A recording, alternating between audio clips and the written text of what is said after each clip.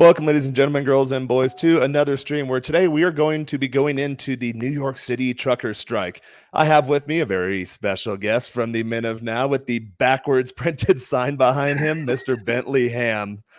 So How's it Bentley going? was actually a trucker for years and years in Canada, so I figured this is something topical in the news. We're trying out some new formats for the channel, so we can just dive right in and talk about what the hell is happening in New York? What sort of effects does it have on the economy? What does that teach us about the power of social media and alternative news type sources to really rally the troops and get things done? So Bentley, if you don't mind, maybe give people a bit of a background about your trucking experience. And I'd like to talk about what really kicked this off. And I think that was that initial Canadian trucker strike. Yeah. So, I started trucking way back when I was 18 years old, which we can in Canada. Bought my first truck and built an entire business out of that I ran for 30 years. Sold a few years ago. And I've trucked all over North America. I've actually been every province, state, and territory in North America except for Hawaii because you can't drive there. They haven't built the bridge yet. There's not a boat truck. Yeah, that's a boat truck. Yeah. So I was in the industry for a long time. Was very specialized. Did some really cool stuff. But the Canadian trucker strike, like if we're going to go with that, that was a pushback, and it was truckers have been trying to do strikes for a long time. The problem is they're very disorganized, and there's not really a lot of things that brings them together on a common basis, but it's something that's talked about constantly. So when these things actually spike up enough to hit the news, things are getting pretty hot. And as somebody who was in the trucking industry, when the whole trucker strike was going on in Canada, naturally, I knew a lot of people who were there. So when I was seeing tidbits on the news, I knew that there was the false news or fake news, whatever you want to call it, because what they were reporting on TV and in the newspapers was not what it was in real life. Because I was talking to my friends, people that I have spent days, weeks, and years with that were actually there, and they're saying, no, that's not what's happening. This is what's going on. And it was very different. So can you walk us through exactly what did happen? So what initiated that truckers strike? What was reported, and then what was actually occurring on the ground? Yeah. So in Canada, for the Canadian one, which is kind of a bit of the preamble, because I don't really watch a lot of news. I avoid it like the plague. I think most of it's, quite frankly, BS, because I know the twists on the stories, basically relating back to that and knowing my background with the Canadian trucker strike, and realizing how badly twisted that stuff is. So in Canada, what it was with the border lockdowns, both sides of the border, originally truckers were still allowed to cross the border and not have to quarantine because it was essential services. We haul groceries, we keep the economy going. It's a vital. You take that out of the equation, North America will stop. Period. North America operates on trucks. Trains can't do it. There's no train tracks that go to your gas station. There's no train tracks that go to your grocery store. Everything you do, at some point has been touched by a truck and got there by that. So I saw that years ago when I lived in Houston for Hurricane Harvey. The city got flooded, so entire Walmarts and huge chain stores just empty, shelves completely gone because the water flooded.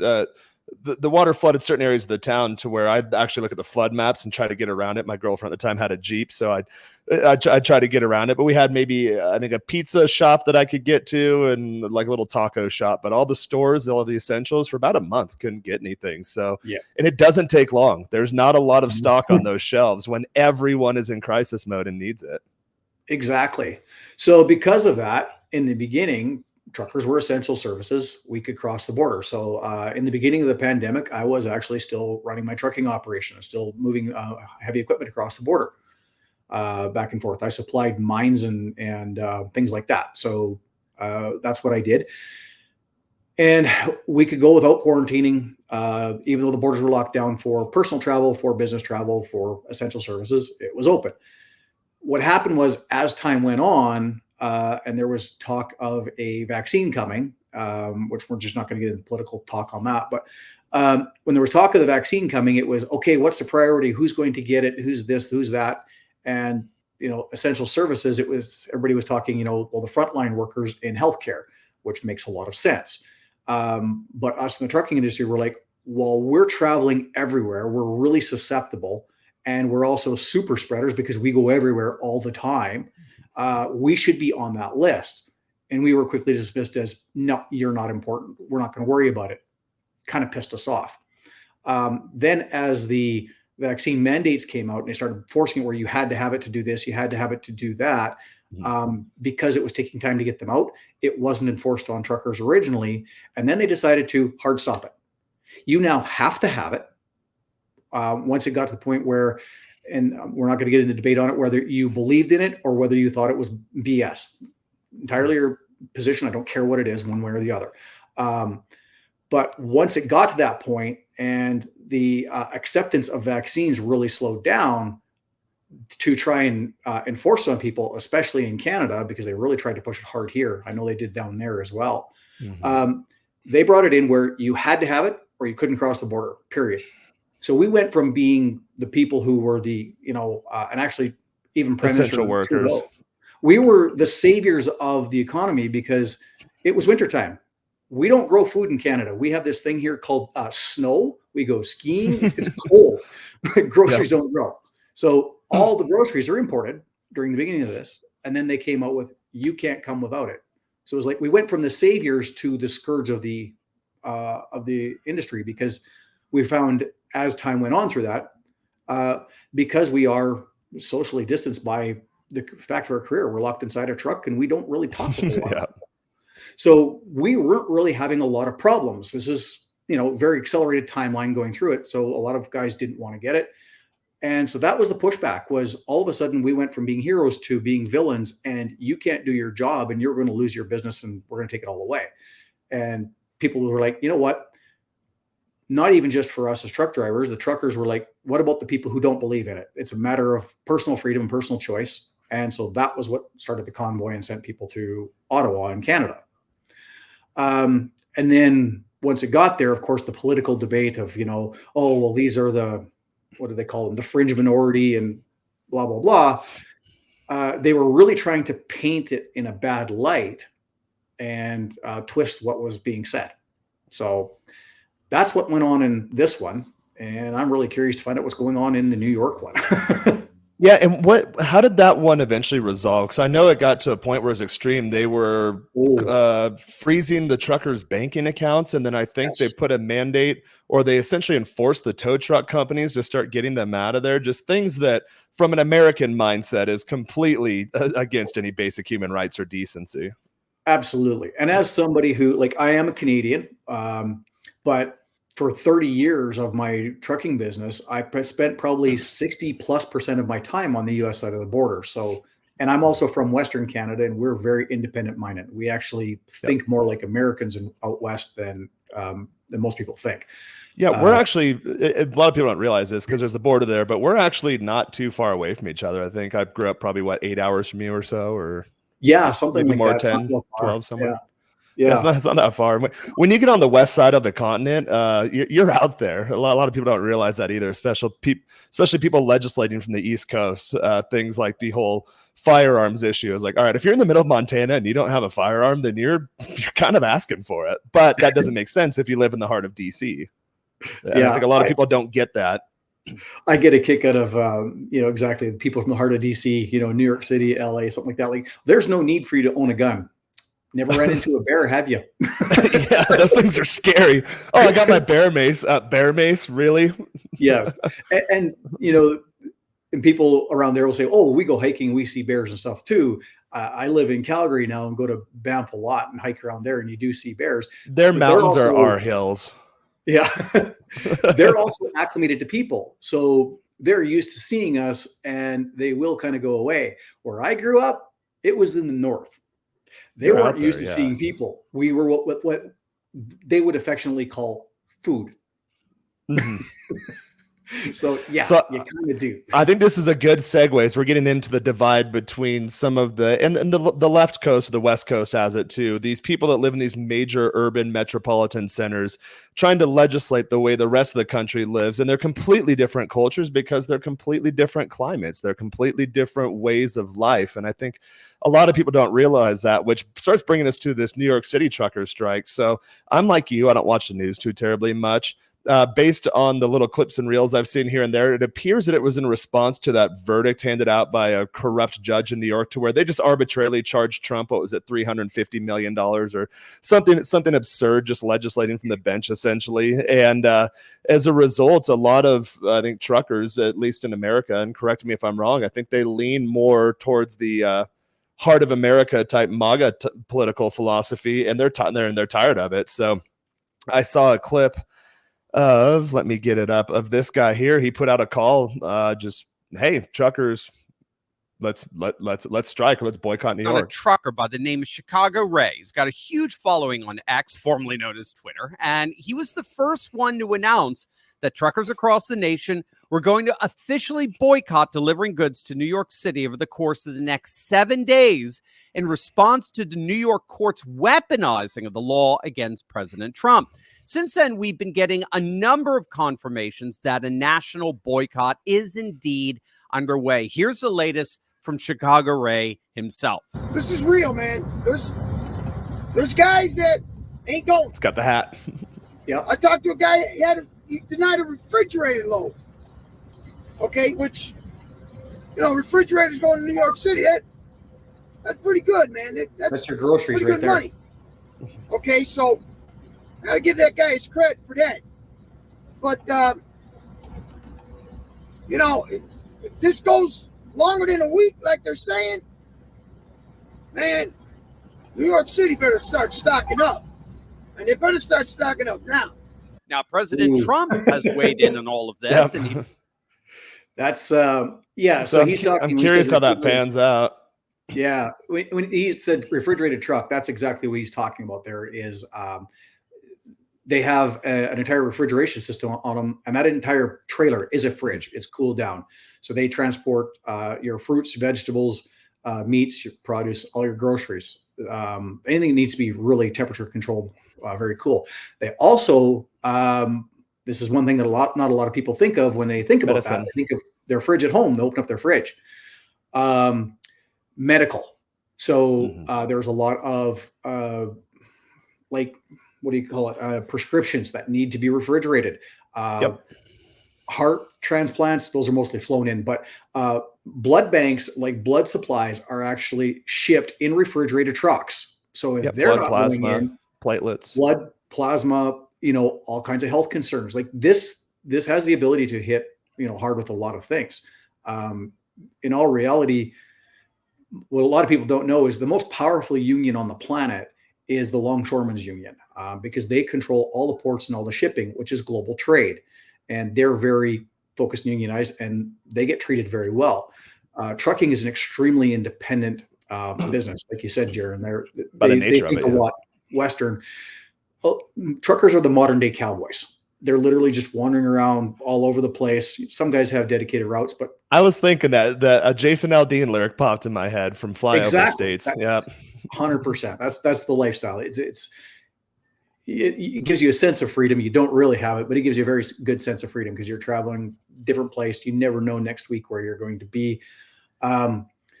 So, trying to tell these guys how they're going to fit into a box is not going to work, but it also leads to a lot of disorganization. You can't get all of them in the same room. There's an old joke in the trucking industry that, you put 10 truck drivers in a room and you'll get 15 opinions.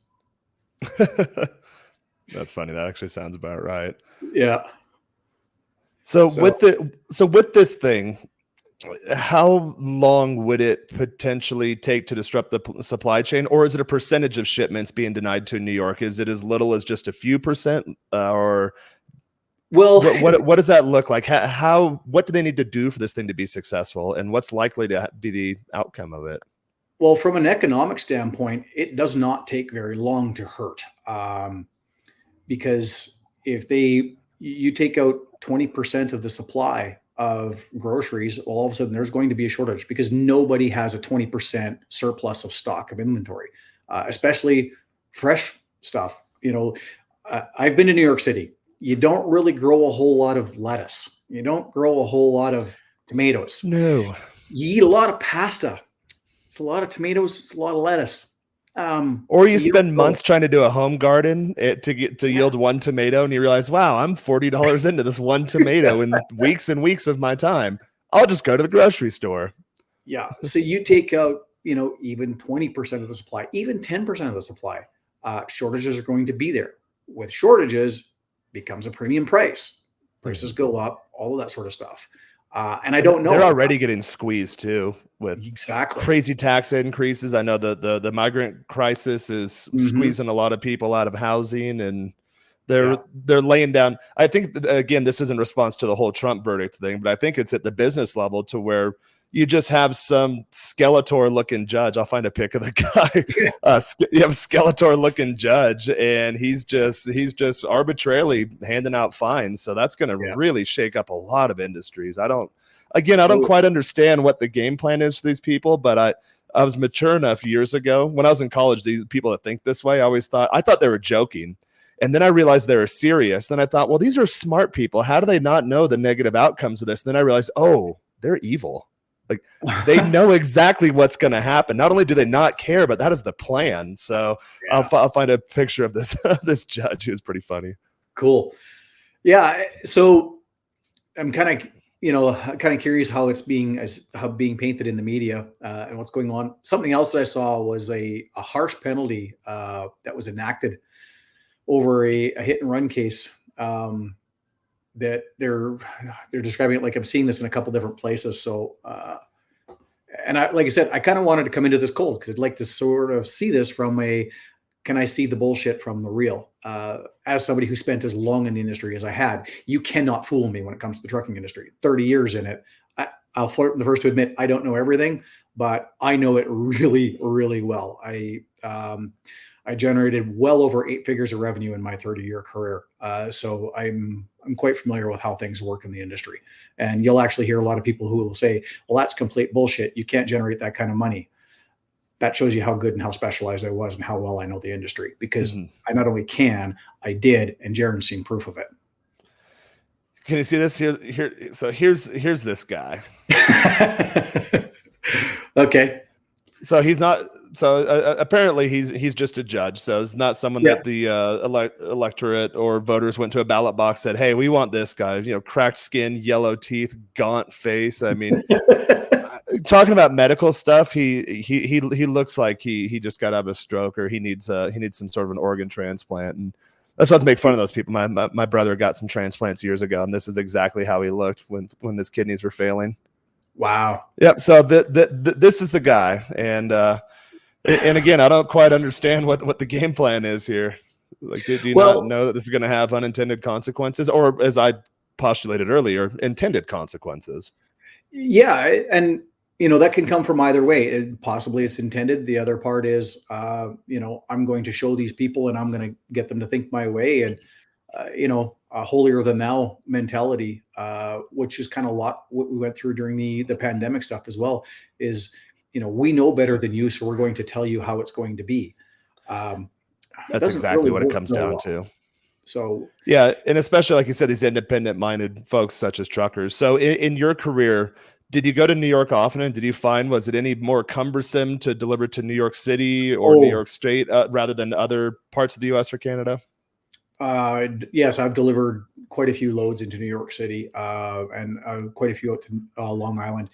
How do you drive those trucks around New York City? That seems difficult in and of itself. So when I first started getting very specialized, the first thing I did is I landed a contract hauling fiber optics cable, and the company that I was hauling the cable for had a client in downtown Manhattan. Like, I literally drove past Central Park, not actually like alongside it where I could see it, but I had to go past it from one side to the other.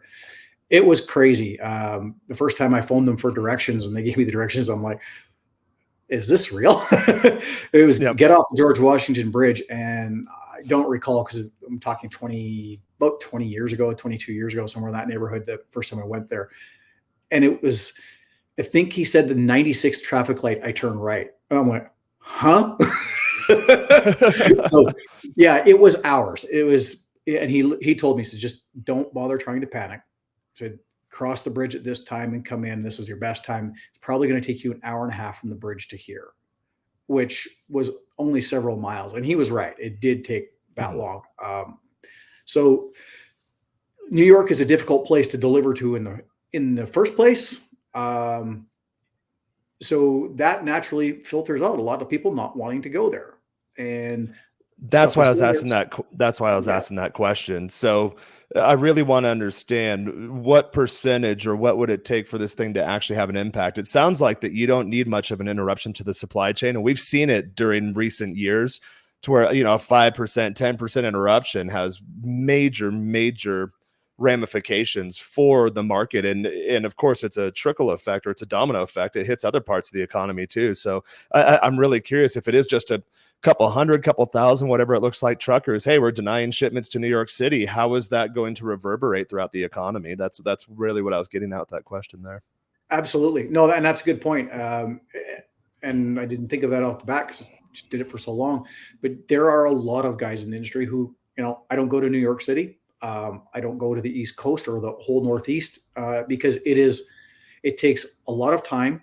And for most guys in trucking, you're paid by the mile. And if you get a day where it takes an entire day you're to not do 20 moving miles, you make no money.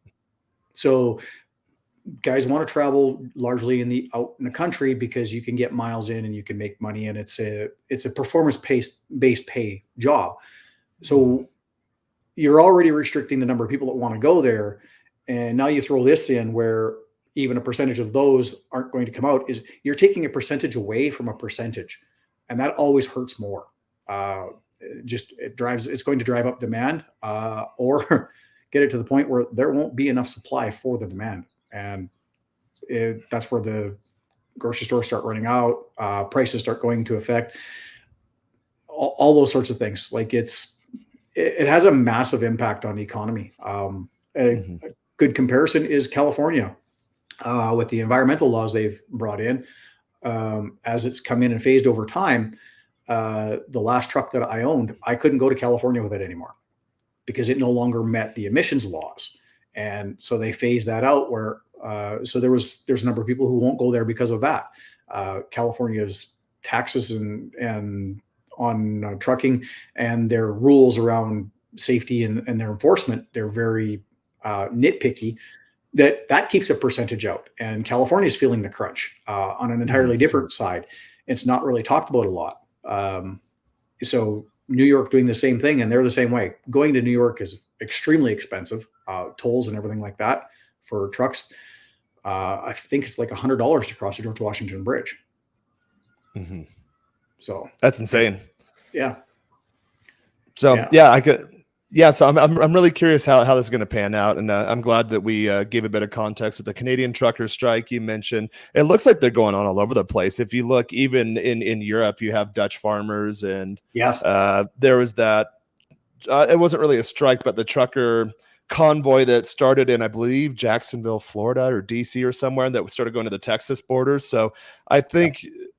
It is really interesting because I think there is a cultural divide that's even sharpening more and more in the U.S. and I assume to Canada too, to where when are these people going to get it? And that's part of the reason I do the abroad lifestyle. Someone asked me the other day, like, hey, is there a lot of political turmoil there where I'm at in Mexico? They have an election this year, but I think the front runner, it's pretty much understood that she's going to win. So I don't think it's going to be a crazy election cycle. The U.S. will be fun this year. So guys, let us know in the comments if you enjoy this type of content. We're trying out new stuff for the channel, for my channel, for the Men of Now channel. Again, if you're interested in getting in that Men of Now group, let me pop a banner here real quick. So that is a group of like-minded men looking to level up in all areas of love and life by building lives worth living and loving. So that's where you want to go. menofnow.us. So check out that landing page. Real cool group. We have a good group of guys. We do weekly calls. We do almost daily content now. So whether you're a content creator, whether you're a guy just needs a little help, we have a great band of guys, and we're always looking to grow the group. And the cool thing is, if you get in there, then you can actually make money by selling memberships, courses, products, giving recommendations, referrals. So it's really Bentley and I are both admins of the group, but we're in there in the trenches with you guys. We're helping each other level up. So there's no really hierarchy there. Get in, feel the energy, give it a try. If you don't like it, you can cancel after your first month. But guess what? No one's really doing that. So definitely check it out. Men of Now. Bentley, before we wrap, do you have any takeaways or? It's just going to be interesting to see. I haven't really watched the news. You brought this to my attention because it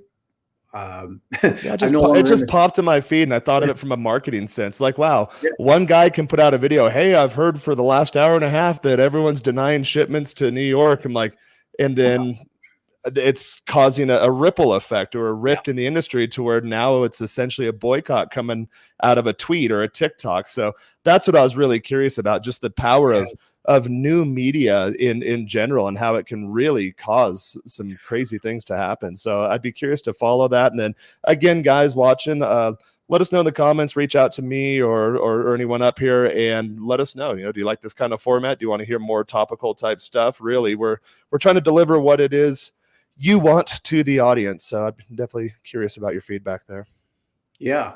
The social media thing, I get a kick out of that because in all reality, as truckers, we use social media a lot. And we were using social media before there was a social media. It was called the CB radio, constantly talking to each other and sharing information. There's a whole culture behind it too. Back in the 70s. I remember Adam Carolla used to do bits about like CB Charlie or something. It was the flamboyant trucker, let's say that. So we could Adam was hilarious. I love that. So like I say, because of that, because guys are everywhere all the time. Like at any given day, I have friends in every single region of North America. So they're modern day journalists, essentially. Exactly. So, like if all of a sudden there's a weather event somewhere, somebody I know is probably there, or there's this going on. Like I remember a couple of years ago, the frost or something like that came in. Yeah, it was the freezing rain or frost that came in Houston. I had friends that were in Houston. I was actually over in Arizona dealing with heat. And a buddy of mine goes, can you believe all the stuff going on over here? It sends me a picture. I'm like, oh, wow. So it's everywhere. Yeah. So Texas freezes. They're going to know, like the entire industry is going to know about this. And if they start boycotting hard and it gets bad, it could get very, very ugly over there. Running out of gas, running out of food, medical supplies, everything really. And it's a pushback against the elite is what it is. Yep. The truck drivers are the hardworking guys that they're easy to pick on because they're almost unseen, even though you see trucks all the time. As a society, as people, they're largely unseen. They're largely easy to legislate against because they're from all over the place. So when you pass a law, it's in your area and you think it doesn't have a big effect, but it has an effect everywhere else. And they have an ability to screw things up. There's just no two ways about it. And when you create a pushback, it's the everyday people pushback, and people get behind them because they're everyday people, just like you and me, just like everyone else that's watching us. And when you piss these people off and you really put them down, it's very easy for people to get behind them and support them. Yeah. So, and especially too, the everyday people are tired of it. I consider myself an everyday person. Okay, yeah, this mandate, this law, this whatever doesn't really impact me. Don't really care. But when it starts hitting home, or when it's just over the top, when you get to the point, okay, you guys have been pushing the line for a while. Now you cross the line. Now I'm fired up. Now I'm pissed off. And I grew up out in the country on a farm. So most of the guys I grew up with, they're about at that point too. It's like, hey, you know what? We didn't care about all this nonsense in the media. Okay, yeah, things you're doing in the cities, but didn't really come out here to the country. We don't really care. But when you start hitting our family and our kids and you're starting to come into our house and screwing around with us, or you're affecting our livelihood, then this is where the buck stops. So I think that's what's largely happened in the trucking industry. Like, hey, collectively we have the power to shut you down. So you want to push on us, we'll push right on back. So step on up to the plate. So I think it'll be definitely interesting to see how it pans out. Yeah, it is the classic David and Goliath, right? Exactly. You know, the big legislature, legal system, judges pushing all of this stuff down the throats, and you know, it's the one chance for David to step up and punch him in the nose. Yeah, so I think there let's go ahead and wrap. Keep it nice and short and sweet. Again, Sure. guys, let us know down in the This has been comments fun. if you dig this, what you want for the future. Check out menofnow.us. Until next time, we shall bid you all farewell. You bet.